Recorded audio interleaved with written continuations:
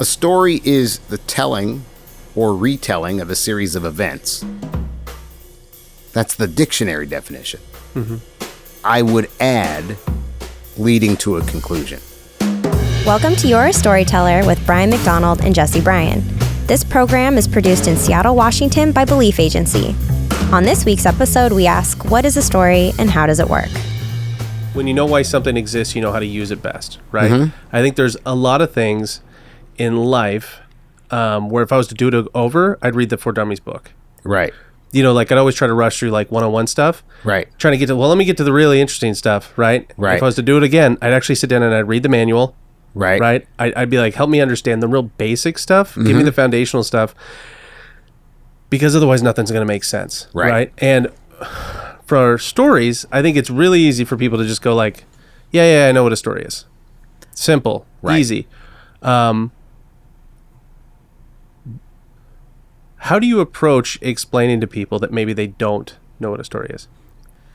Well, part of it, part of it is this, and we've had this discussion a little bit, but part of it is about things have definitions, right? You know what I mean? And people, it's like a saying that you use, but you don't know where, like, why do we say that? You don't know why, and every now and then it occurs to you that you have no idea what that means. Yeah, right. You know what I mean? Like that doesn't even make sense. Usually when you have to explain it to somebody who's foreign, right? They don't get idioms. Have your cake and eat it too, and you're like, well, wait, what? Yeah, right, yeah. What does that mean? Where did that come from? But it can happen at the word level, right? Where you think you understand a word, or it's like a friend of mine who's an illustrator said, he says, you know what a fire hydrant looks like, right? He goes, I said, yeah. And he goes, everybody does. He goes, until you need to draw one. Right? Then you're like, does it have, where are the bolts or? Go outside and find. Right? And so we think we have definitions for things, and we often don't. And I heard an interview with a bassist, jazz bassist, and I wish I could remember who he was. But apparently he was a pretty high-profile jazz bassist. Yeah. And he was known for being very good at this. And everybody who played with him went, that's the guy. He knows he keeps things on track, and he's the guy. And they asked him in this interview, why do you think that you're the guy? And he said, well, I had been playing the bass for a long time. And then I decided to look up the definition of the word. And it's a foundation. That's what that means. Yeah. Bass. Oh, yeah. Yep. So he said, when I realized that I was the foundation, I got better at playing the bass. Because he knew what his task was. Yeah. Right? Just by learning the definition of it. Just by learning the definition. And so he was probably incredible before, but he never took the time. Right. It's too simple. It's almost too simple. Yeah. But then that tells you what to do. Yeah. Oh, I'm the foundation. Yeah. I hold everything else up. I'm the structure. Yeah. Right. Yeah. Right? And it changed how he played. Yeah. He said he got better. Well, that was true for me. It was one of the first questions you asked me was like, well, what is a story? And I was like, I mean, I've been making my living off of film in some way or another since I was 19. And I remember going, man, I can't answer that. Yeah. Like, not for real. It'd be like, bring people to entertain. I don't know, man. Yeah. How do I not know? And all of a sudden I was looking around like, I got to look this up. Right. Yeah. So for you, like what is a story? A story is it's the telling or retelling of a series of events. That's the dictionary definition. I would add leading to a conclusion. Why would you add that? Having a point. That not, sometimes when I say conclusion, people think ending, but I mean coming to a conclusion, right? Because if you listen to stories in their natural habitat, right? If you pay attention to the way people actually communicate, all stories have a point. You don't think of it that way, but they do. So if somebody's telling you a story about, and they usually state the premise, they usually tell you what they're going to tell you. So what do you mean by that? Well, I mean, they'll say like, oh my God, I got so sunburned one time. Right? Yeah, right. Yeah. And then they'll tell you about how they left their sunscreen somewhere and blah, blah, blah, and this and that. And then they go on and they just tell you this funny story about how they got sunburned. But in there is the what sticks with you when you have to go out in the sun is, I don't want to forget my sunscreen. Right. Right? Yeah. Right? Because that's the point of the story. And that's also why they're telling it. I think evolutionarily, that's why we tell them. Yeah. Yeah. Oh, this is how you can survive. Yeah. This is how you can get through the world with less trouble. Right? Oh my God, let me tell you about the time I got so drunk. Let me, it's always conflict, right? Usually. And it's how they got through something or didn't get through something. And so I would add leading to a conclusion. And so, yeah, going back to the conclusion piece, but that would also mean you'd have to know at the beginning what you're bringing to the conclusion, right? Right. Well, most people do when they're talking. Right. But they don't when they sit down to write a story. They think it's a different process. And that's what I thought was one of the things you would always talk about is like, hey, you can check me on this. Yeah. Go home, don't say anything, and just listen to someone talk. Yeah. Like, it's not like you came up with, like, a magic thing nobody had ever thought of. You were like, no, just being observant around how stuff actually works. Yeah, just listen, and you'll hear it. You're so used to being in it, you can't hear it. And so then you have all these crazy theories about how, well, just watch. I don't care if anybody listens to a word I say other than listen.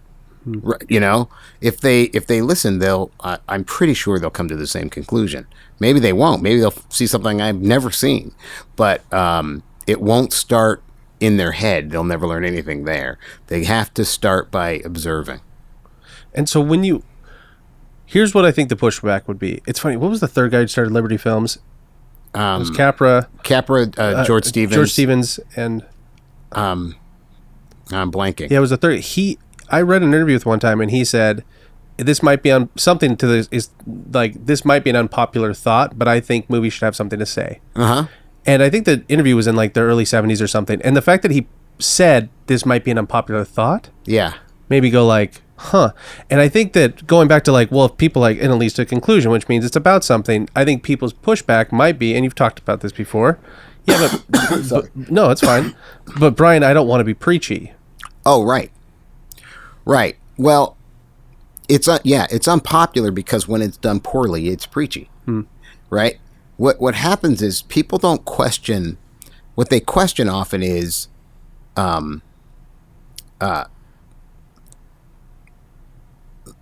what they don't think about is how someone's doing something. Anything can be done poorly. Yeah. Right? So somebody can learn to read music and play from sheet music and be bad at it. Right? Yeah. Doesn't mean you should never do that. Right? So you can do this and be preachy, but stories aren't preachy in that they are designed to demonstrate something. Right? So in the form that I'm used to working in, essentially is dramatic. It's and I don't mean drama in terms of drama and comedy. I mean the dramatic form is in the Greeks, like theater. People speaking lines, whatever. It's the same thing if I'm doing a graphic novel. It's just drama to me. Right. And when I say drama, I just essentially mean story. But drama, the word drama means to do. That's what it means. So to dramatize something is to demonstrate something. And if you demonstrate it rather than talk about it, then you aren't preaching. You can't be preachy. If you prove to me that some things are more important than money, for instance, through the experience of the character, right, or characters and the events, then I will come to the conclusion on my own. Yeah. Right? But if you have a big speech about it, right, that's the preachy part. So it's a fundamental misunderstanding, right? Yeah. About what drama you're really is. Showing. You're doing. Yeah. So it's like, oh, you don't understand what drama is if you think you're going to be preachy. Which is another definition issue, right? Yeah. You don't understand your job. When you talk about like the 3 acts at the really high level before the 7 steps and all that, like, can you walk me through the proposal? Like, walk me through those 3 major acts. Sure. So what we talk now, there are a lot of people who push back on 3 acts, by the way. Really? Ton of people push back on. Goes back a pretty Goes back a long ways. Well, here's the way I think about it. I go, well, Billy Wilder talked about 3-act structure. Anton Chekhov talked about 3-act structure. So, and Padachevsky talked about it. Yeah. So if you're smarter than those guys, go ahead, do what you want, right? But I just assume I'm not smarter than those guys, right? So, but there are plenty of people who push back on it. And I kind of think of it like a pie. There are people who do 9-act structure. There are people who do, and I go, you know what? It's still the same pie, right? You cut it up to, it's not more pie because you put more slices in there. Yeah. And it's not more than 3 acts because you broke it up into more pieces. Right. It's just not. Sometimes it's easier to think of it that way. It might help people construct something. So I'm not against that, but it is still 3 acts. It doesn't matter. And that's why I'm going, like, if we just start with the basics, it's like a story, retelling events lead to a conclusion, which means you have to have it about something. Right. Okay. And then breaking, before we even get into all the steps, just that idea of like proposal. Right. Of what. Right. Argument of what. Conclusion of what. Like, can you talk about, like, why those 3 words? How'd you pick? I didn't pick them. Okay. Where'd that come from? The first time I heard it was, I read it in a Hitchcock interview. You're kidding. No, the Hitchcock interview, and I don't know where he got it. But, what did he say? He said basically that's what a story is or what a movie is, and I was like, oh, that's perfect. You know, I had been studying it a long time, but it was for me. And he said that it pretty much is proposal, argument, conclusion. Yeah, that's all he said. God, of course Hitchcock said that. Yeah, yeah, and so and I don't know where he got it. I don't know if he thought it up or observed it or got it from someplace. But all I can tell you is this. I saw a documentary where a bunch of physicists were talking about E = mc squared. Now, I'm not a physicist. I barely have any idea what that means, right? We all pretend like we do, but you know, like 3% of us actually know what that means. But anyway, whatever. So, but the way that scientists talk about it, they said it was like poetry. And they said, you don't understand. That little equation explains so much. You can explain so much with that little equation. Just knew this little. Yeah. And they talk about its elegance, and they talk about its simplicity, and they talk about its precision, and and when I read Proposal, Argument, Conclusion, which I'd never read anywhere else, that's what I knew I was seeing. I knew it was E = mc squared. Like, oh, this is E = mc squared. I get it. Because it took everything that I had been talking about and just distilled it into these little words. And so let's just say what I often use in class. So if I say my proposal is Saturday, I went to the best party I've ever been to in my life. Mm-hmm. That's my proposal. Yeah. So everybody knows what the second part of that piece is. What am I going to say next? Yeah. I'm going to prove to you. Yeah. Right? I'm going to argue my case. Yeah. This is why that was the best party, right? This movie star was there. This recording, right. whatever I think is cool, right? Free, whatever, whatever I think is the coolest thing, right? That's going to be on my list. I'm going to prove it to you. I'm going to argue my case. And then I'm going to conclude. Now, stories are often circular, so you might conclude with what you started with. Yeah. Oh my God, that was the best party I've ever been to. Right. Right? And if you did your job right, the conclusion would hit me and I go, that sounds like the bet. Right. Yeah. Right. So that's just the way people talk. Right. Right? Oh, you have that math teacher? I had that math teacher. Yeah. That guy's awful. Right? There's what am I your going to do? Right? Yeah. That guy's awful. And then boom, boom, boom, boom. This is why he's awful. Oh, man, can you get out of that class? Can you get another class? Right? Can you get another teacher? Right? That's just the way people speak. So speaking is the parent form of drama, of literature, right? This came first. Yeah. Right? So all of the rules are embedded in this. I know. I think the problem with it, Brian, is it's too simple. I think people might look at that and go like, yeah, but I'm trying to tell an important story, Brian. Right. Yeah. And so what do you think that means? When they say that, what do you think they mean? I think it means you need to be more complicated? Something like that, yeah. Well, here's an interesting thing about being more complicated. People say that all the time. But can you give me a quote? Just a cliche, a quote. Any quote that talks about how being complicated is better. Can you give me one? No, I can't. There's not one. So people come away with this, but Einstein said if you can't explain your idea, to a kindergartner, you don't understand your idea, or something like that. To a 5-year-old, you don't understand your idea. Da Vinci. Right? Da Vinci said simplicity is the ultimate sophistication. Yeah. Right. There's less is more, which is Sullivan, the architect. Huh. I didn't know that. Yeah. So Louis Sullivan, I think is Louis Sullivan. So I think that's his name. Anyway, but there are lots of those. Yeah. But none that say get more complicated, get more confusing. Throw some more stuff in there. Yeah. Not one. Why do you think? But in other, so when we talk about leading to a conclusion, there needs to be a point, right? When we talk about proposal, argument, conclusion, all that hangs off of. Do you know what you're trying to say? Right. Can you talk to me about why that's important? In that, like, I think when I was coming up, it felt to me like good filmmakers vibed it. Okay.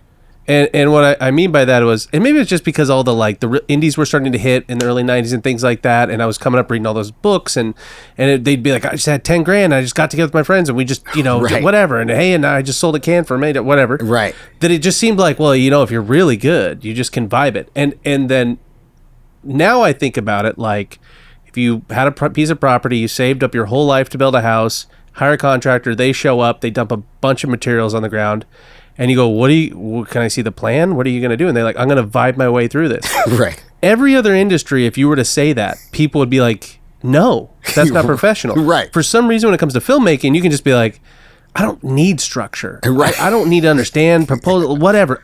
You got to understand, I'm better than that. Right. I'm going to vibe my way through this. Right. Right? Like, how did that happen? Because you talk about the old masters a lot. They didn't talk about that. No, they didn't. I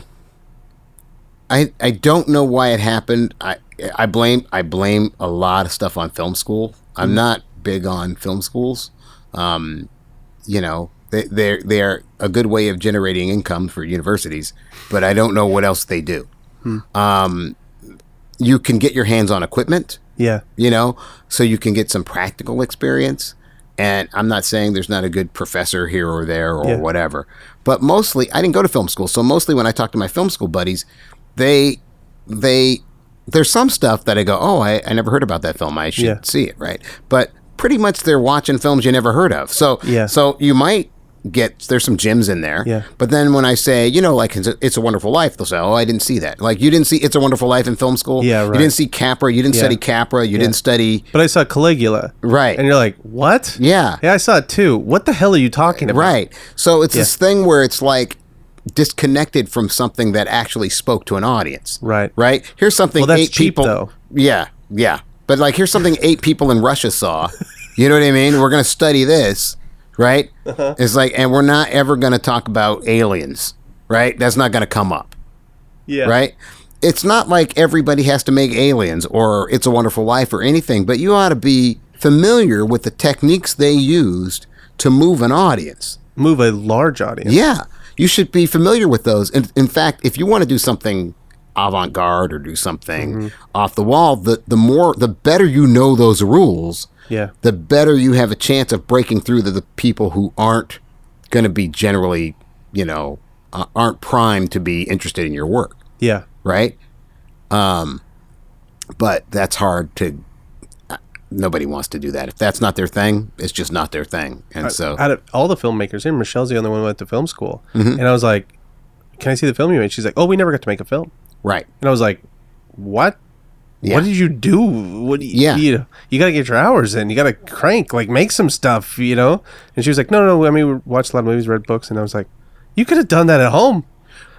But whatever. I talked to her the other day, and she was talking about wanting to be a DP. And I said something about Gordon Willis. And she goes, who? She went to film school. Doesn't know who Gordon Willis is. My God. I'm like, what did he shoot? He shot The Godfather. Manhattan? Yeah. He shot you should just look him up. He's a pretty serious career. Yeah. Yeah, that stuff's crazy, though. I think even when you mentioned earlier, you're like, Billy Wilder talking about, I think a lot of people don't know who these folks are. Yeah. right? Yeah. So maybe that's why the rules. I bet. I guess just to bring it back around with the like, when you say this is what a story is, do you ever get blank stares? As far as people like, well, then what? Well, not in the context of the class because they know they're going to get more information, right? Yeah. I don't say that and drop the mic and go home. But I should, though. I think I might start doing that. I remember the first time you told that, I was like, oh my gosh, I can't believe I didn't know this. Yeah. No, I don't get any pushback there. Partially because I ask my classes what a story is. Mm-hmm. And then I let them try to figure it out. Yeah. And the more they struggle, the more they understand that I gave them information they didn't know. Yeah. If I don't let them struggle, they think, well, that's easy, right? Yeah. They think they knew it. It sounds like you knew it when you hear it, right? Yeah. And so there are questions like that I let people struggle with and wrestle with. And then I don't tend to get the pushback because now they know they've gotten something. That's awesome. Going off of the piece on series of events, right? Mm-hmm. Telling or retelling of a series of events that lead to a conclusion, right? That's what a story is. Right. In the same way, that's the foundation. That's what a story is. Great. Breaking that down into acts, you have proposal, argument, conclusion. Right. Now, as far as going a little deeper, you can have proposal, argument, conclusion. You can have a telling or retelling of events leading to a conclusion. But where's the magic come from, right? Like, when does it? I remember when we were in class, you'd be like, all right, we can follow these steps and tell a story, but you see how it just kind of hangs there. It's right. kind of when we start to understand the difference between like why stories, or like what is a story, and that, now let me ask you this: like, why do stories exist? Right. Well, now I can't find, maybe other people have talked about it, but I can never find anything where people talk about it, at least the way I talk about it. So I've tried to read books about this and try to find it. Often I'll try to find a book and then I can't find that book, so I just write it. Yeah. Right? You know what I mean? And so, because it doesn't seem to exist. And so there's a lot of talk about literature when you try to figure out why human beings tell stories. And it's interesting that people talk about literature so much because we invented literature. We're very impressed with ourselves. We're very impressed with the written word. We invented that, and we're very impressed with ourselves, right? But I don't think we invented stories, right? They came with us somehow. There's no culture that never had them, which right? is crazy when you really think about that. Yeah. Because I think you said even like there's cultures we know that didn't have music or something. No, not music. What was the other one? You said there was one that... there were cultures that didn't... Oh, there were cultures that didn't have the wheel that had but they had stories. Yeah. So every culture we found... Yeah. Some form of storytelling. Well, you can't exist without it, right? Help me understand that. Well, I was struck by... Now, I don't know this for a fact. I just know this seems right to me. But I don't know this for a fact. So... I was watching a thing about the La Brea tar pits and all the things they've pulled out of the La Brea tar pits. And, they've pulled out, mammoths, and they've pulled out saber-toothed tigers and all of that. And what they think is that often a mammoth would get stuck, right? And then a saber-toothed tiger would be like, free meal, right? And hop on the, right? And so then they would all go down together, right? But I don't think they've ever pulled a human being out of there. Crazy. I don't think so. And of course you wouldn't. Not because we're smarter. I mean, we are, but we could get stuck in stuff. That happens. but and we like a free meal too, right? Yeah. If you hunted mammoths, you'd be like, free meal, right? Same as the saber-tooth. Yeah. The difference is you can tell stories about it. Right? So stories give you the benefit of an experience without having to go through it, right? So you can be like, yeah, you know what? I saw a saber-tooth go down, and right, like it looks like a free meal, but dude, do not do that, right? Yeah. Right. And so because we can tell these stories, it allows us to share experiences in a way that other animals have a harder time doing, right? There was a book I read one time. I think it was a storytelling animal. And I don't remember any of the book, but he had one line, and I was like, "Oh shit!" And he just said, "Stories were the first human invention." And he said, because there was a problem. I got something in my head. I got to find out how to get it in your head. Right. How am I going to do that? Right. And he's like, that's why before fire and all Right. that, he was like, I just thought it was an interesting way to look at that. Yeah. Yeah. I don't know if that's. But I mean, from a practical standpoint, of like, don't jump in the tar pit. Right. I got to get that out of my head into your head. Right. How do I do that? Right. And, it probably started, I think all of these things came together. So there was probably pantomime at the same time, right? Acting at the same time, right? Like they all came together. Yeah. Right. But there was a purpose. Right. There was always a purpose. From a survival standpoint. Right. Right. But then so if stories are all about survival, which I believe they are, right? And so I think that's at the core of it. I think that's what it's for. Let me help you survive. And when you say survival, is that just physical well-being? No. It's spiritual, it's emotional, it's cultural, right? Can you give me an example of that in a movie that most people might have seen? Like how survival information is kind of imparted through a story. Through a story?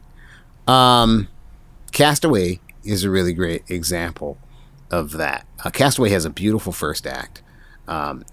It's funny, my uncle hated that movie. And he went on and on about he hated the movie. And he goes, just Tom Hanks on an island. And it was just the most boring movie. And then I knew from the way he was talking about it, I said, did you see it on cable? He said, yeah. And I go, did you see the first part of the movie? No. Huh. Because the first act gives you context. They like to drop first acts now in Hollywood, which is ridiculous. Yeah. Because it gives you context, right? If you're just watching somebody do something without the thing underneath, without the purpose of imparting information onto me, then it's boring and it's worthless, right? But in the first act of Castaway, first of all, if you watch that first act, you'll see how often time comes up. Time is mentioned a lot. Tom Hanks gives a speech at the beginning of that, and he talks about time, and he says we must never make the mistake of turning our back on time, right? He talks about that a lot. He's so into his job, and in fact, at one point, he's spending time with his girlfriend, who's not his wife, not even his fiance at this point. So he's spending time with her, and they don't have a lot of time together. In fact, the little time they have, when he comes home, he works so much, they're finally together, but he falls asleep on the couch, right? Like, he's not making time for the right things, right? Yeah. That's clear. He's not making time for his life. He's so into his work. So he goes to, they go to a Christmas dinner family thing, and his pager goes off during this dinner. And at one point, actually, before that, one of the relatives says, "Hey, to Tom Hanks, when are you going to make an honest woman out of so and so? Like, when are you going to propose?" And then he looks at his watch, like, "How long did that take? That didn't take long. They knew it was coming, So they have this sort of in joke about, but time again, right? Time. When are you gonna do this? When are you gonna make room for this in your life, right?" And shortly after that, the pager goes off. And he has to go. He's got a job to do, right? So there's a great talk about visual storytelling where Tom Hanks gets his pager, looks over it. Helen Hunt, who plays his girlfriend, and they have a silent conversation that, I guess we got to go. I guess I got to go. It's beautiful. And anyway, he in the airport, at the airport, she's dropping him off. And they exchange Christmas gifts, and she gives him a watch with her picture in it, an old-fashioned watch with her picture. So now she is linked visually to time. Yeah. Right? So she gives him that watch, and he says, "I'm going to leave it on Kelly time." I was going to leave it on, I think they're in Chicago or whatever. Wherever she is. Yeah. I'm going to call that Kelly time, and I'll leave it there on that time. But she doesn't, and then he gives her an engagement ring, right? And then gets on a plane, and it crashes. And now we're into the second act, Yeah. And now he's got nothing but time. But essentially what he did was he's dead. Essentially. Yeah. He's dead. What did he do with his life? Right? The thing that keeps him alive is concentrating on the thing he never made time for. Yeah. Kelly, I think that's the right. He has her watch there. He always is looking at it. That's what he's trying to get back to. All this time he was spending away from her. Now all he wants is to get back there. Yeah. Right? So what that story ends up telling you is that your life can end at any moment. And how did you spend your time? Where would you like to, are you happy that you were the best FedEx guy? Or would you rather had spent time with your family and the people you love? Even 10 more minutes. Yeah. Yeah. Yeah. Right? So that's a kind of survival. Yeah. Right? That's the kind of wisdom that stories give you. And then he ends up going to this kind of land of the dead stuff, which we can talk about another time. Yeah. But then when he comes back, he's changed. Right. Right. Because he has another opportunity. He's missed that time with Kelly. He can't get her back. Yeah. Right? But he has another opportunity and he seizes it. He doesn't let it go. Yeah. Yeah. And see, that's just one of the things I love about that is that's a service to other people. Right. Like when we talk about movies and we talk about stories in general, whatever, it's hard not to go like, oh, big Hollywood, you make money, whatever. You go, yeah, but those people also left something behind with that movie. Right. Right? Where they like, hey, for the people here now watching it, but the people are going to watch this for the next 100 years. Right. Don't miss this. Right. Time thing is important. Right. And I love when people do that. Yeah. Search for Bobby Fischer. There's, like Schindler's List. We've talked about all where you go like you're leaving something behind as a way to almost like go like, hey, don't miss this piece. Right. And more than likely, I'm assuming the writer, somebody was close enough to it to go like, hey, I made this mistake. Right. Right. Like I can write this because I've seen it. Right. Don't make the mistake. Right. And that just that idea that stories aren't just entertainment or any of that, but they're about imparting survival information. Yeah. Then they become a service to others. Right. And it gives a different weight to what you make. Right. Knowing that like, boy, I really hope whatever I make is helpful. Right. In some way or another. Because Yeah. someone's going to consume it. Right. Yeah. Interesting. I was thinking about Castaway, and that made me think about the Epic of Gilgamesh. So the Epic of Gilgamesh is You're going way back. So that's the oldest story we have written down. Yeah. So it's 3,500 years old or something. So it's the oldest story we have that is written down. And now in that story, Gilgamesh, his best friend dies. It's like his brother, essentially. Yeah. And he dies, and Gilgamesh grieves. First, he doesn't believe it. Like, he doesn't believe that he died. But after a while, he doesn't smell too good. He was like, I think he died. So he's not coming back. And so, but then he starts to realize that he'll die. And the Epic of Gilgamesh is him going on this journey to try to figure out how not to die. Yeah. And at the end of that journey, what he finds out is that, no, you just died. That's just the way it works. You're going to die. Yeah. But the important thing is to pay attention and appreciate the life you're living and the small things. They even give the example of like when a child is holding your hand, and that's 3,500 years old. Yeah, it's incredible, isn't it? Yeah, yeah. But it's the same thing as Castaway. It's more timely than ever. Like that's the funny thing. Yeah, yeah. People who lived 3,500 years ago have something to tell you. Yeah, right. There's a lot of hubris in going like, I don't think they do. Right, like, right. Yeah. Yeah. Well, I mean, it's held up. Yeah. 3,500 years. It's kind of a long time. It is a long time. But just that idea of like actually going like, hey, this has to be about something. Mm-hmm. And the reason why, when you use the term survival information, it was really helpful for me just in the stuff I was doing, because my tendency was always, I don't like conflict. Oh, right. Like at work, there's conflict, where it was like, so I'd sit down to write and I'd be like, yeah, and then things just kind of worked out for him or whatever. Right. And just like, but it was like, no, it's survival information. That means I got to up the stakes. Right. There has to be something that you have to survive. Right. Right. And so you're talking about plane crash, desert island. You're talking about best friend dies, and also Right. doesn't he like go looking? The Epic of Gilgamesh is bonkers. There's crazy stuff. Yeah, there's all kinds of crazy things in Yeah, there. but I mean, it's like there's a lot that happens in order to dramatize the survival information. Right. Can you talk about conflict? Like if I'm talking to clients and stuff, I usually say like, no conflict, no story. Right. And that's just because if it's survival information, if it's just the 3 pigs and they all just built a brick house, Right. you'd be like, okay, Right. You have to have the 2 pigs.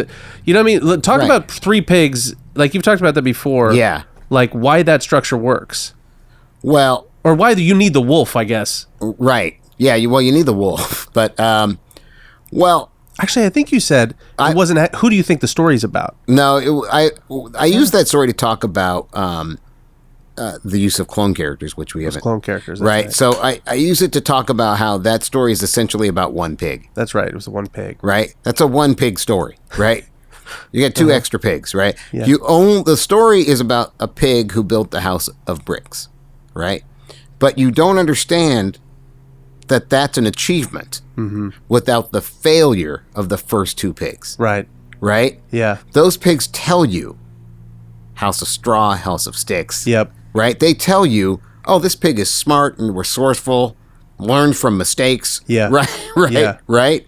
And so there's survival information in that. If other people do something, try something else. That Yeah. didn't work for them. Try something else. That didn't work for them. Try something else. Yeah. Right? And so the conflict. Well, first of all, yeah, you've got the wolf. That's just whatever the conflict. It doesn't matter. The wolf is just a stand-in for anything that you need to protect yourself against, right? And so it could be anything. So you could tell the whole story could be about finances. The story could be about, it doesn't matter what it is, right? But the important thing is, at least when I use that example, is that those first 2 pigs only exist so that you understand the story. That makes sense. Yeah. But and going back from a conflict standpoint, do you know what I mean by like how helpful that was? Maybe you don't, but like just even those words of survival information where you're like, well, make it a story worth surviving. Right. I mean, Shawshank is no joke. I mean, No. They could have put him in a minimum security prison. Right. To try to make that point. But it doesn't make the same point. Mm-hmm. It doesn't make the same point because, the theme of that movie, Get Busy Living or Get Busy Dying, has to put you in a place where it's difficult to live. Right? Anything that makes it easy to be there.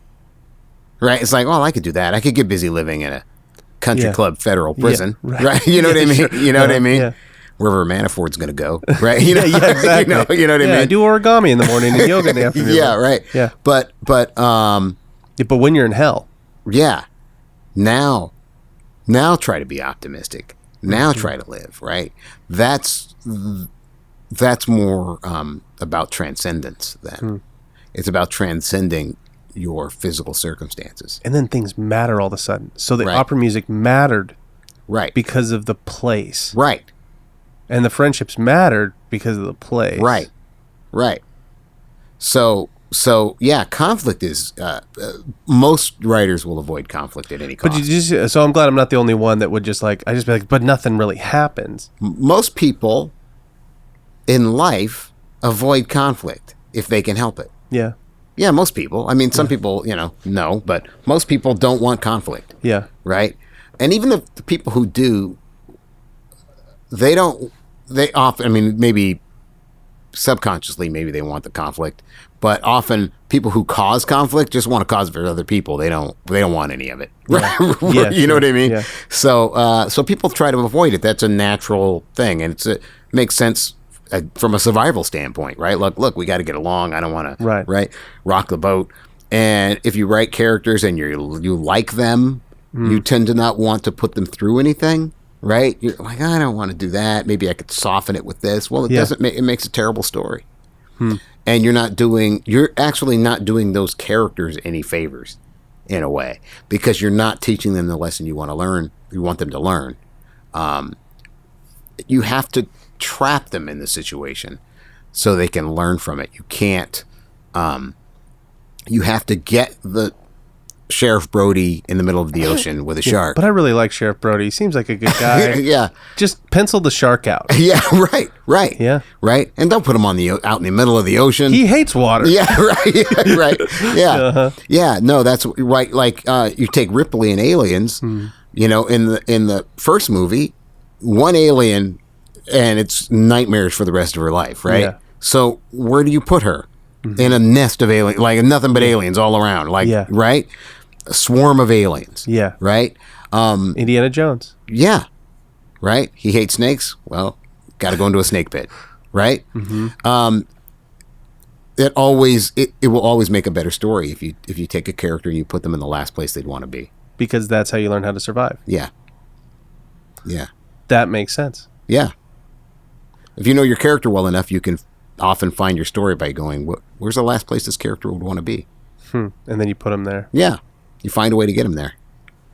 When you're working on stuff, before you write now, right? I know you've talked about in the past other films and stuff you made where you're like, I actually ended up finding the armature as a, you know, by getting the character and backing into it and things like that. Right. But in general now, if you were sitting down to write, you establish your survival information. Like help me understand. Like, you know, first things first, I do this, and then I move into a structure, and or how does that work? It depends on how the story comes, right? So sometimes, I mean, stories can come from anywhere, right? So somebody says something, you go, oh, you know, and it sparks things. Even another movie. Oh my! If you just did this movie would be so much better. And now you've got another movie, right? Yeah. Was it Rio Bravo? Rio Bravo came out of High Noon because the director of Rio Bravo didn't like High Noon. Shut up. For real? Yeah. He didn't like High Noon, and he just made the opposite. Crazy. Yeah. That's crazy. Yeah. I didn't know that. Yeah. Huh. He's like, oh man, I don't like that. That's not good. Because in High Noon, somebody's coming to get the sheriff. Yeah. And so the sheriff goes around asking people to help him. Yeah. And Howard Hawks saw that and he goes, that's not a professional sheriff. Like, why does he want a bunch of amateurs, you know, helping him out? He's a sheriff. He's the guy with the badge. Yeah. Why is he going around asking other people? That's not a pro. Yeah. He didn't like it. So he made a movie where the same thing is happening. The bad guy's coming to town and going to confront John Wayne. Yeah. And John Wayne, when somebody says, we can help you, he goes, I don't want a bunch of amateurs messing up. Totally. Yeah. And I like Rio Bravo better, actually. Yeah. That's funny. I never knew that. That's such an awesome example. Yeah. Yeah. Crazy. Yeah. So you sit in the theater is like, no, hold on a second. Right. Okay, I just need the Duke, and the Duke's gonna say, you know. Yeah. And you're like, yeah. It worked. Yeah. So ideas can come from any place, right? Yeah. So I might have an idea for a character. I might have an idea for an exchange, right? A dialogue exchange. Not usually, but I could. So it can be anything. I might like a particular time period or something, right? But I know I don't have a story. Often people think they have a story when they have those things. But I know I don't have a story. It's a mouse, but he can roller skate. Right. Okay. Yeah. What part of that are you not understanding? Did you hear that? Yeah. He wears glasses too. Oh, okay. Yeah. Cowboy hat. Yeah. Huh. Yeah. Right. But that's what people think, right? They think I have a story now. So. But that's a concept. I don't even know what that is. Like I'm not sure what it is, right? Because for me, the way my process is, I have to know what I'm saying, and everything I do comes out of that. So I don't usually have the roller skating, cowboy hat, glasses wearing mouse before I know what I want to talk about. Right, you know what I mean? It doesn't come that way. Yeah. So I no idea is good or bad in that way. It only works or doesn't work for the thing you're trying to do, right? So one of my favorite examples of a genius device in a story is the crocodile in Peter Pan. One of my favorite examples, right? Because here you have a character who, both Peter Pan and Hook, Peter Pan is running from growing up, which is running from growing old, which is ultimately running from death. Captain Hook is running from death. Captain Hook is being pursued by death. There's a crocodile who took a piece of him, has his hand, right? So he's got a hook, right? So you've got this crocodile pursuing him. Yeah. The crocodile has swallowed a clock. So you have a clock with teeth chasing you, taking you a bit at a time. It's crazy. Isn't it crazy? Yeah, it's crazy. It's crazy. So, but that, you can't just invent that crocodile out of nothing. Yeah. Right? That crocodile. You knew what you were trying to say. Right. And it's kind of disgusting when you realize how smart these people are. Yeah, I know. Yeah. Because even the hook, losing that piece of him to death became his identity. Yeah. What they call it. Yeah. You know? Whatever his Yeah. name was, Kid or something. Whatever. Right. Yeah. But he's like, that, like the fact that he thought about that to the point where he could get to the crocodile. Right. With a clock inside, and you're exactly right. I directed that, a theater version of that. I've seen the movie I don't know how many times. Hook, when I was growing up, was a big deal. I never one time made that connection. Yeah. Not once. Yeah. You know what I mean? Yeah. And you go like, and the fact that it was so well woven into the world. Yeah. Because he was trying to say something that you just go like, well, yeah, of course there's a crocodile with a clock that you can hear inside of his belly. Right. Right. I mean, that's craft, man. That's It's bonkers. amazing. So all I'm saying about the mouse with the cowboy hat and the skates and glasses is that you could come up with that character if that was exactly the character you needed to make a particular point. Mm-hmm.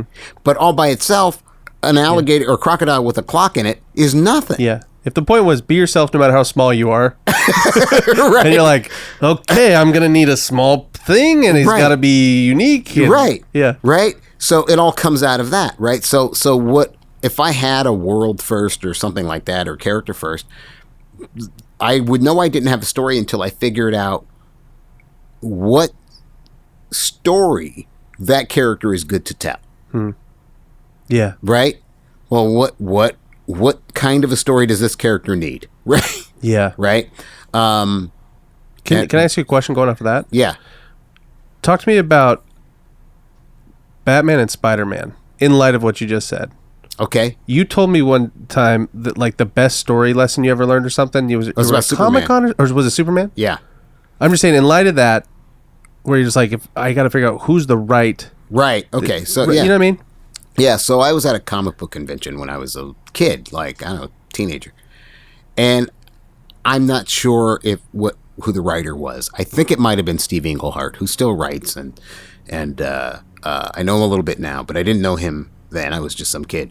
And but he said, I think it was him, he said, well, here's the thing. He was giving advice to the crowd. He was on a panel. He was giving advice, and he said, if you've got a Batman story and you can make it into a Superman story, it's not a good Batman story. Mm-hmm. And that was like the best piece of writing advice I ever got. And I was young enough to hear it.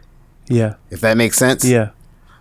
And so when I took it in and went, oh, stories are character specific.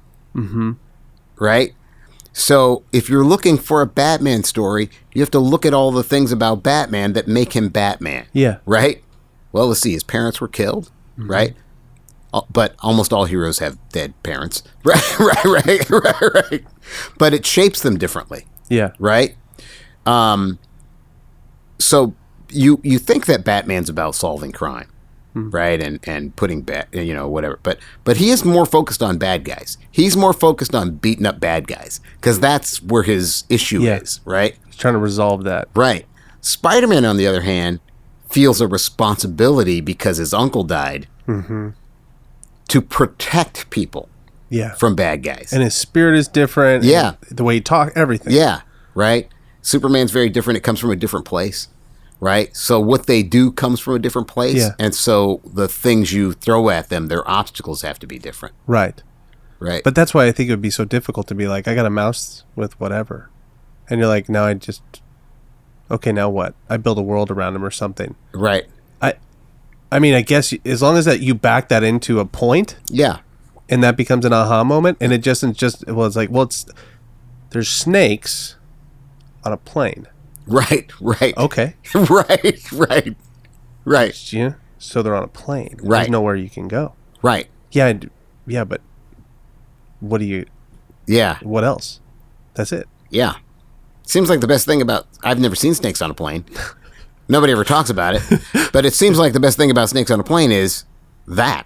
Yeah. There's snakes on a plane. Well, yeah, but it's they the stopped title. there instead of going, okay, what am I trying to say? What does this mean? And back out. Right. And then find that survival information. They go, in light of this, what do I need to stop, change? Right. Right. And how do I turn this into like a straight line? Yeah.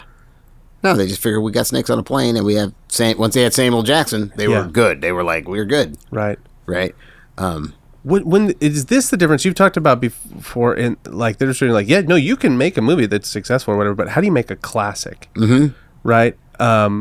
Which is like, yeah, you don't have to figure out what you're trying to say. You don't have to structure it properly. You don't have to study. You could just, you're right. You could get your friends together. You could shoot something. It could be really successful that one time. Right. You know. But what are the classics? What do you think the classics have? I mean, because when you talk about Peter Pan and you really start thinking about it through the lens, right? Yeah. You start to go, my God, everything in there is intentional. Everything. Right. All the clone character, everything in there has you. I'm trying to think now, like Peter Pan, what could you take out? Yeah. And I'm trying to go like, well, what could you take out of that and Right. have it work? Right. And there's no fat on it. Right. And it seems like the classics seem to have that sharpness to it. Mm-hmm. And that's why they hang with us. Yeah. Yeah. Well, It's a Wonderful Life has that. Mm-hmm. The Wizard of Oz has that. You know, that couldn't be more focused, that piece. And so is that what this does when you know, here's what I'm trying to say. It's survival information. I understand the acts. I'm trying to understand why each character is here. Is that really, you think, is that the result of the focus? Well, yeah. I mean, The Wizard of Oz is a great movie, one of my favorite movies, right? A lot of people's. I think it's James Cameron's very favorite movie. Really? Yeah. I think it's his favorite movie. It's a very special, well-crafted movie. And every aspect of that movie it comes out of what they're trying to say. So, was I talking to you about the Rainbow Song? Okay. So there's a couple of stories about the Rainbow Song. One of them is about simplicity. So, and one of them is how they came up with the song in the first place. So how they came up with the song in the first place was, now in the book, if you read the book, The Wizard of Oz, no mention of a rainbow in the book. They don't talk about rainbows. But if you read it, it talks a lot about how gray Kansas is, that it's a very gray place. And the lyricist, Yip Harburg, thought, well, the only color Dorothy would see would be the rainbow. Right? And so he said, maybe we can do a song around that. Right? Now, this is just coming out of the gray piece. Yeah. Wow. Right? So this is looking to the material, right? Which the solution is always inside the material. So this Okay, hold on a second. Say that one more time, just so you don't miss that. The solution to your problem, if you have a story problem, is already inside the material you're working on. Even if you're inventing it. It's already inside there. You don't need to bring things in from outside. I mean, I guess you could argue that the rainbow's from outside, but not really. It's coming from inside that it's piece. Based on the text. Right. Yeah. So he said, okay, let's do that. Now the director goes, that's really great. That's great. So why don't we do Kansas in black and white? Again, this is not a director saying, it would be cool if we did this in black and white and this part in color. This is a guy saying, wait a minute, if Kansas is all gray, if this is what we're going with, then Kansas should be gray. Right? Right? It's coming from somewhere. Yeah. Right? The material is dictating what they do. Yeah. Right? But the other story, which is a great story about simplicity, is that so they were trying to come up with that song. They had all the other songs written for The Wizard of Oz, but they didn't have Dorothy's song, right? And they were like, well, I don't know. And so Harold Arlen wrote the music, and Harold Arlen was playing something. He goes, what about this? And he plays this sweeping thing on the piano. And Yip Harburg was like, I don't think that's gonna work. And so they had an argument about it, a little argument about it, and I guess they knew Irving Berlin, and so they were like, well, let's call Irving Berlin and see what he says. Sure. So yeah, so pick up the phone. Yeah. So they did, and he said, well, come on over. So they went over, and because as you do, and right, and so Harold Arlen starts to play this song. Well, this is the song I'm thinking about, and Irving Berlin says, wait, stop. play it with one finger. If you can play it with one finger, then it works. No way. Yeah. And then he played Over the Rainbow with one finger, and then like, oh yeah, that works. Do that. That's crazy. It is crazy. It is crazy. But that's a great story about simplicity and how well it works and how... And he had a pretty good career. Everybody in that story had a good career. But you think about that and you go like, this guy who knows this stuff like nobody's business. Yeah. He doesn't say, let me get out of the way, I'm going to show you. Well, Right. He's like, do it with one finger and then we got something. Right. That's bonkers, man. Yeah, it's crazy. Really knowing your stuff. Yeah. Man, that's awesome. Yeah, it's pretty great. Take away all the fat and see what you have. And that became the song. Yeah. That right now you could play anywhere and people would stop and go, I love that song. Yeah. Because it was simple, but it was right. Yeah. Man, that's good. And it grew right out of the story. It grew right out of the material. When you can do that, what you do is so much better than you could do from nothing. Yeah. Right? It's like this fertile soil. The material is this fertile soil, and all you do is tend that soil, and amazing things grow out of it.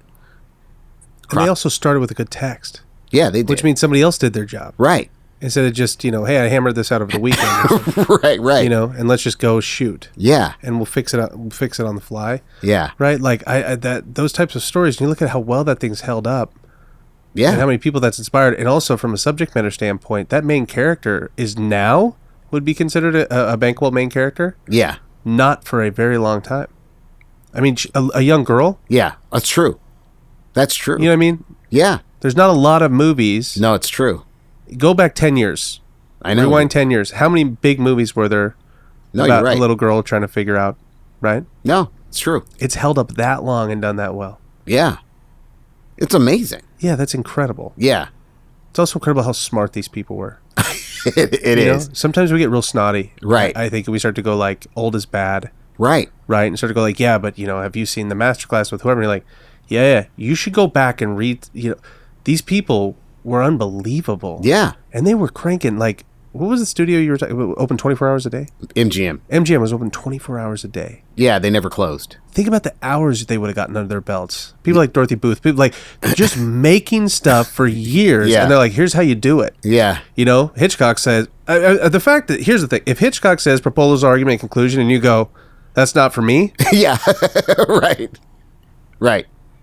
If that guy, Hitchcock's like, it's as simple as this, proposal, argument, conclusion. Yeah. And then you hear like, well, it's as simple, can you play with one finger? Right. There's something here. Right. It's not a mistake. Right. And these people can repeat what they've done, right? They aren't one-hit wonders who are telling you what to do, right? They can repeat it. But people, I was in a class, teaching a class once, and I was talking about how craft can help you repeat successes, right? Because some people do it by feel, and then they don't know where it goes wrong, right? And if you do it through craft, you then can diagnose a problem. You can go, this is my first act doesn't work or whatever, right? It's a diagnostic tool to know, right, how these things work. But I said in class that you could do that, and this guy said to me, I said, well, look at Billy Wilder. Look at all the classics that he did. And this guy said, yeah, but he's Billy Wilder. And I just thought, oh, you can't do this. You decided you couldn't do it. Right? You decided that Billy Wilder's something more than human. Right? He may be great at what he does. He may be the best at what he does. Yeah. But he's still a human being. Yeah. And if you see that as discouraging rather than encouraging, Yeah. right? Hey, that's what human beings can do. That's what human beings are capable of. I could do that. It just shows you what can be done. Yeah. And if you never achieve Billy Wilder status, which almost no one does, just trying to get there will make you better. Just aiming there will make you better. So I don't know And there's so much hope in that. Yeah. Because especially if you didn't come from, I mean, you've talked about your mentor, Stuart Stern, and how he grew up and he knew all these people and all this famous stuff. And it's like, well, yeah, Stuart got to learn from all these. But if you grew up on an army base, you go like, well, I guess I'm just not Billy Wilder. But once you understand, like, no, they worked hard, they studied, and when you go, learning the craft will only make you better. Right. Right. And then you can, it's just putting in the time. Yeah. As opposed to, I think the nice thing about the whole, like, you know, when like demigods show up or whatever, and you think that, is it almost allows you to take a pass. Yeah. Because you're like, well, I guess I just don't got it. Right. And you go like, yeah, but they studied, they worked hard, they did these things, and they got a little better over time and time and time. And then Billy Wilder, I mean, it's not like he was 19 when he was knocking this stuff out. Right. You know? And what I love about the structure stuff too is you go like, if you just put the time in and really start to understand this stuff, immediately you'll get better. Right. And you'll get a little bit better and a little bit better. And like you talk about, the target will start to come in, and you'll start to realize like, I'm capable of more than I thought. I mean, I told you I spent 5 years on a dock one time. 5 years, because I would just go and I'd vibe and I couldn't find it, whatever. Started learning story structure and it was done in 3 months. And then that other documentary we talked about where I was like, man, I got a day to shoot this. Oh, right. Yeah. And it's a complicated thing. But I've been studying structure, and I did it in a day. And it was one of the things I was most proud of. And I remember I got on the plane, and I was telling Andy and some of the other, like Ryan, some of the dudes on the shoot, and I was like, I can't believe we're on the plane right now.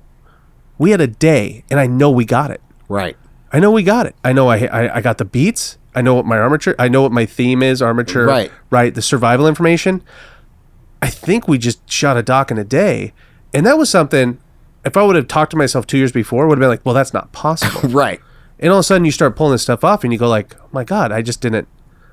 Right. I just assumed I didn't have this magic fairy dust thing. Right. Instead of going like, no, you just need to do your homework. Right. Yeah.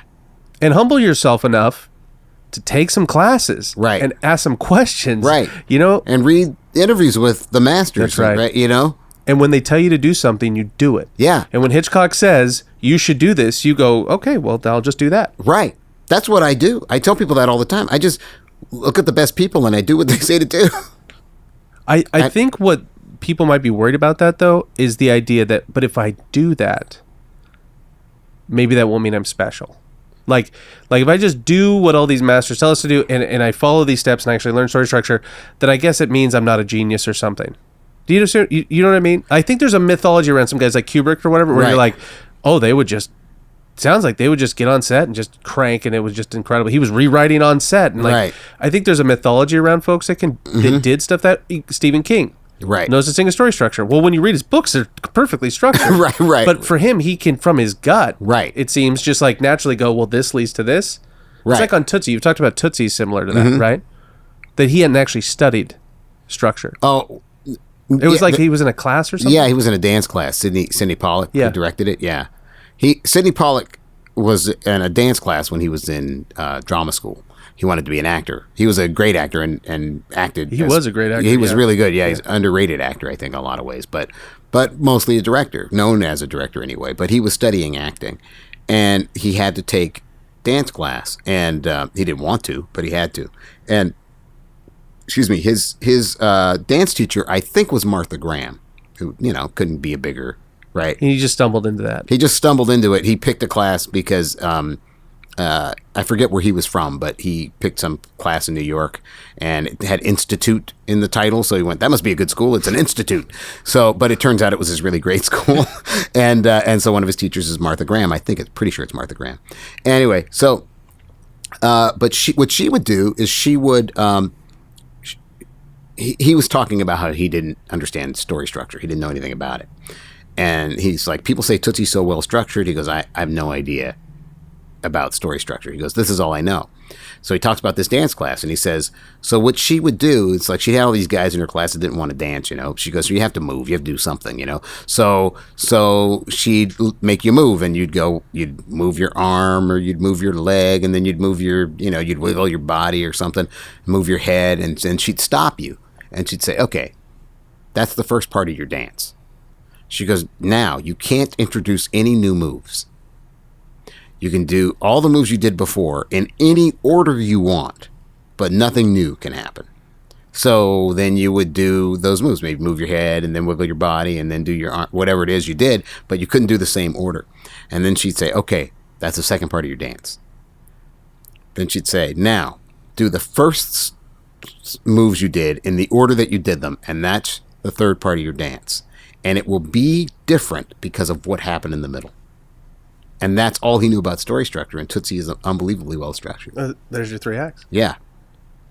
But so there's those guys. He was able to take that and interpret that in his way. This leads to this. It comes back to this, right? And so there's some just really smart people like that who maybe took something more abstract like that, or they got this weird gut thing like Stephen King because he's unbelievable. But like the beauty is knowing, like, for the rest of us, you can just proposal, argument, conclusion. What are you trying to say? Right. Yeah. How do you bring that to life? How do you dramatize that? Proposal, argument, conclusion. Right. And then we can get to 7 steps and things like that later. But I just love that it's like, it's not, it's like, you know, when you do carpentry and you get carpentry and you put up a couple walls and you start to rough in electrical and stuff like that. And then you walk in a house and you'd be like, I know how that wall works. Right. Sure. It's not a mystery. In fact, if somebody kicks a hole in it, you're like, oh, I can fix it because I know how to put a wall together. Right. And it stops being this like mythical thing. And you go, and you also respect the carpenters that built it more. Right. Right. And it's like, it's funny. It's almost like it's for filmmakers, and it could just totally be the people that when I was coming up with, but it almost felt like the more, if you were studying that stuff, you were cheating. Right. And now it's like, man, I'll take all the help I can get. Right. Yeah. There's enough of an age difference between us that I didn't grow up when you were growing up. Yeah. So, I didn't have that. So the people who were, you know, the top guys when I was a kid, like, first of all, those other guys were, so John Ford, John Huston, those guys were kind of dying off, right? Yeah. They ended up being an influence later because the people who were hot when I was coming up were Scorsese and Spielberg and Coppola and Lucas, right? Yeah. Right? And that generation of people. Yeah. And they all referred to this other generation, right? So they didn't make any bones about their influences. They would just. I remember Spielberg said he watched, I think it was John Ford, every John Ford movie before he started a film. Yeah. And I was like, John Ford, let me go ahead and watch everything he's ever done. Yeah. But that's how I found out about John Ford. Yeah. So I'm like, if Spielberg studies all of his movies before he starts shooting, I need to find out who this person was. Yeah. And then you start to go from him. Yeah. Yeah. Yeah. He watches The Searchers, I think, every time. But I thought that was so cool that he acknowledged that. Yeah. Yeah. And he's not just like, oh, yeah, I'm just a genius. He's like, no, they all talked about these other people. Orson Welles said that about John Ford. Really? Orson Welles was a John Ford maniac. He watched, before he did Citizen Kane, he just watched Stagecoach over and over again. He would have had to gone to a theater to do that. He could have found a way to screen it. Oh, well, I guess he had done really well with the radio stuff. Yeah, But I mean, it wasn't as simple as just like pulling it up on. No. But he watched it over and over again. And that's how that was his like foundation. Yeah. Crazy. Yeah. How do you make a movie? I guess I'll watch John. Yeah, because he hadn't made a movie yet. Right. Wow, Stagecoach. That's a good one to watch too. Yeah, he watched it over and over again. And so what's interesting is that Orson Welles, we've decided he's a genius, right? So we look at Orson Welles and go, well, that guy was a genius, but we don't look at his influences. Yeah. And I think that's ridiculous. Like, why wouldn't you look at the influences of a genius? Yeah. Right? Right? Yeah. And try to see what they saw. Sometimes time makes it difficult, right? So if something's so old that there's a disconnect, you don't quite connect. You know, if I talk about Chaplin or Keaton or something, sometimes it's hard for people to latch on if they're older, younger, because it's like, well, it's black and white and there's no sound, blah, blah, blah. And I sort of understand that. And then I sort of don't. Like, yeah, I get it. But if you want to learn what you do. Do you really care about this? Yeah. Yeah. I have a friend who won't watch silent movies because they make him sleepy. And it's like, okay, you know what? Watch them 10 minutes at a time. You know, do what you have to do. Yeah. Do you want to learn from them or not? Yeah. You know, because all those masters either came out of the silent era or and they learned their bones. Alfred Hitchcock and all those guys, right? Yeah. And they did pretty good stuff. Yeah, they did great stuff. And then the next generation, you were lucky because in the early '80s, the amount of good films that came out, and in the '70s, was a really great, just killing it. Yeah, yeah. I would say starting in the late '60s and moving into the mid '80s, there was. And to be honest, all the stuff that came before was great too, right? Yeah. Stuff that they made in the '50s, stuff they made in the 40s. No, I'm just saying when you 30s. came up. But when I came up, there was good stuff. There was good. Yeah, there were movies that now everybody acknowledges are classics. Yeah. That were coming out all the time. Yeah. Yeah. And most of the stuff I came up with, there's not a ton of classics in the early '90s. I mean, there's a few. Yeah. You know, but it's not like the early '80s. where you just look at some of these summers and you're like, holy cow. Yeah. All that stuff was hitting at the same time. Yeah, 82 was like that. 82 was crazy. Yeah. You know? And in 82, I was 17. And sure, you were just like, every week, like, this is just how it is. Yeah. I'm going to the movies again. Yeah. Yeah. So again, it's funny because, like, it's interesting that your generation, like, at least for you, like, I never really considered that. I actually was down to study. I think there was just, like, this independent spirit, like, in the early 90s, mid 90s of, like, who damn the rules, get a camera, put 10 grand on your credit card and just make something. Right. And I remember definitely feeling like if I studied story structure, if I did some of those things, I'd almost feel like I wasn't an artist. Right. And it's like, well, that's fine. What if you're a craftsman instead? Right. You know, right. like right. that's a better thing. And it also takes the ego out of it, and you can just focus on being really good at what you do. Yeah. Instead of trying to prove you're smart. Right. Which yeah, is probably just baggage from being dyslexic. It's like, how do I prove I'm smart? It's like, yeah, that's don't. thing. Just yeah. figure out how to build really good walls. Yeah, right. Yeah. Maybe someday, you know, you will be good at it. Right. Yeah. Awesome. Yeah. Is there any way you want to wrap that up? That idea of like, the idea. Which idea? well, this is remember this kind of came from the Spider-Man stuff and like how, you know, it's not random and understanding the craft side of like the crocodile didn't come from nowhere.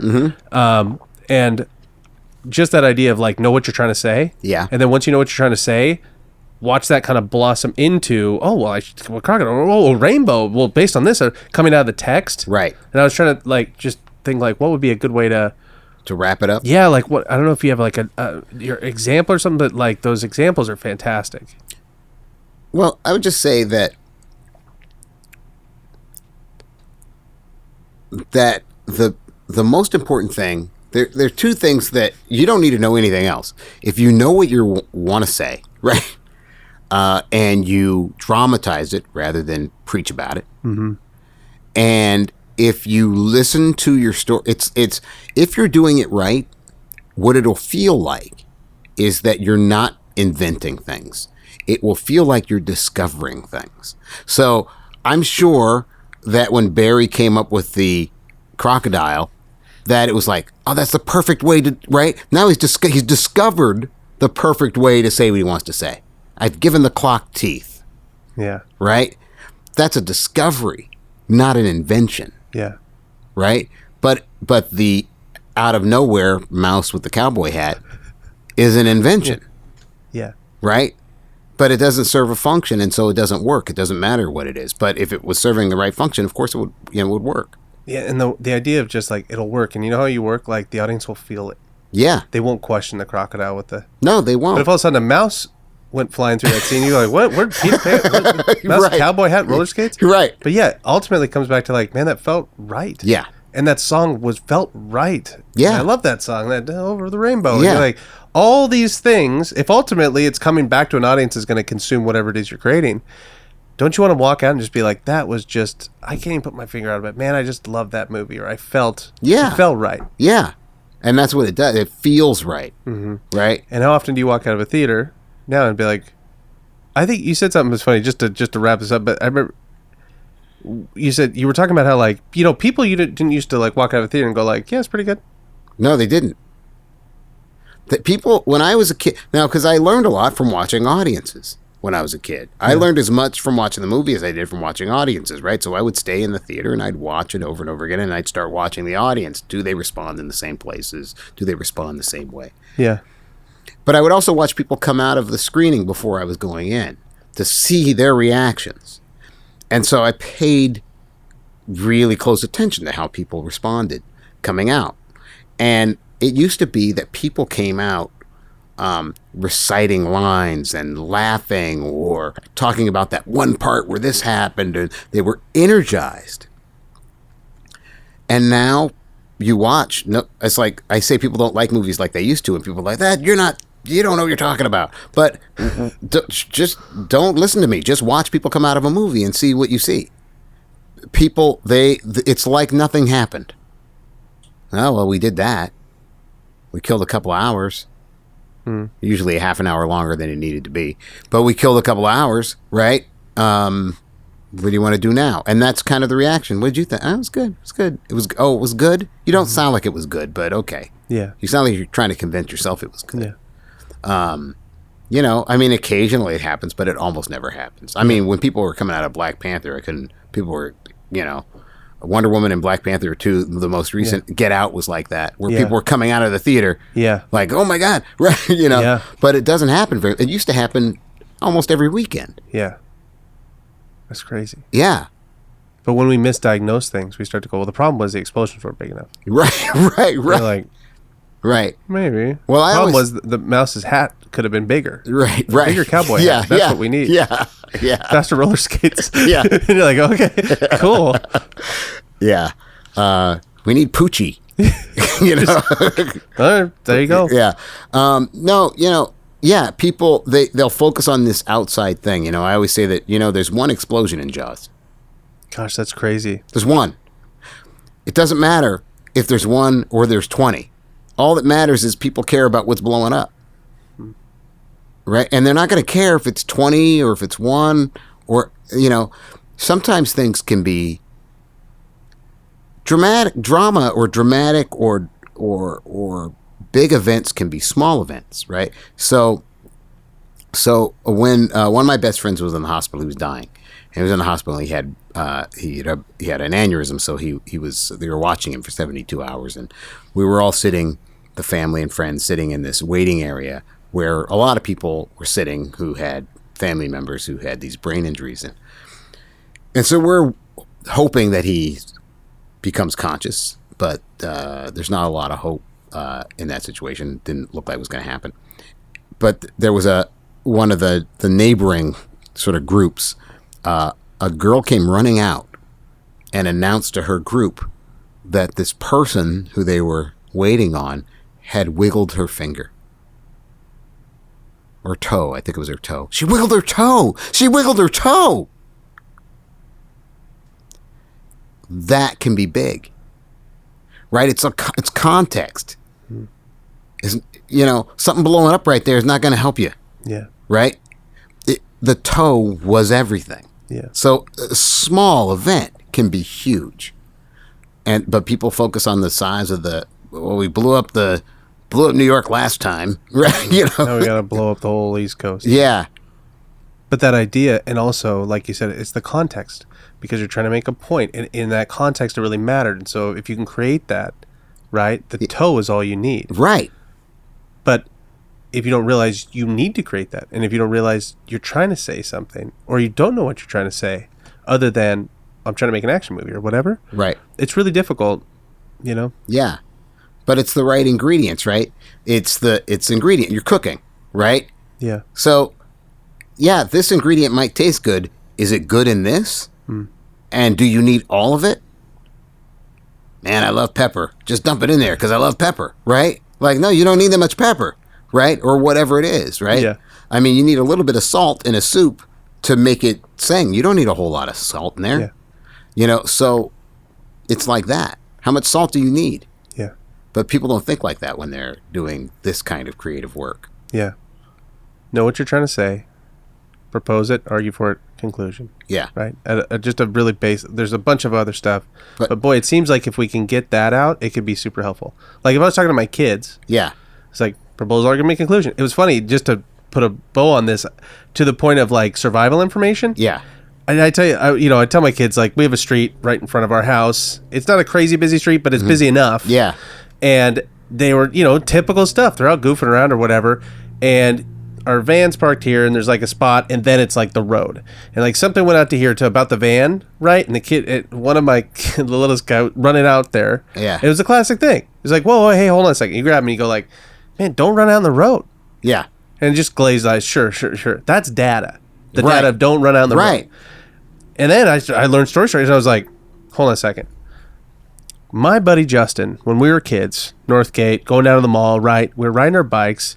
He wasn't paying attention, right? I was on the sidewalk because I was worried about driving in the road, right? Justin, but he was hot dogging it, right? Yeah. Pretty darn kid. Not paying attention. He actually runs into a parked car, breaks his leg, and he spends the entire summer while we're at camp and everything. He's in a wheelchair in a full-on body cast down from like mid-waist down. And I was like, that's what happens when you don't pay attention. You're next to a road. I don't care if it's a parked car, moving car. Like, you get anywhere near this road, right? Bad things can happen. Yeah. Best case scenario, you're just in a cast, right? Funny thing is, I told the kids that. They still ask me about it. Yeah. So when your friend was in the cast, like, how do you like itch his leg or whatever? Right, Like, yeah. and you're like, I don't know how many times I tell them to watch out for the road because we live on it. Right. But boy, when I got that out of my head through a story, all of a sudden they're like, well, I don't want to do that. Right. That one little thing. Yeah. You know? And it was just like, had nothing to do with the story for work or anything. It was just, I want to literally help you live longer. Yeah. Yeah. Yeah. That's how people use stories in the natural world. Yeah. Proposal. Streets are dangerous. Argument. My buddy just blah, blah, blah, blah. Conclusion. So, unless you want to be like Justin. Right. Right. Blah, blah, blah. That's how it works. Straightforward. Yeah. Cool. Thanks, man. Yeah, thank you. Next time on You Are a Storyteller. Here's the thing about 3 acts. It's not an idea that somebody thought up, right? It's an observation that people made about how people tell stories. Thanks for watching You Are a Storyteller. If you have any questions or there's a storytelling topic you want us to cover, leave a comment below or email us at hello@believeagency.com.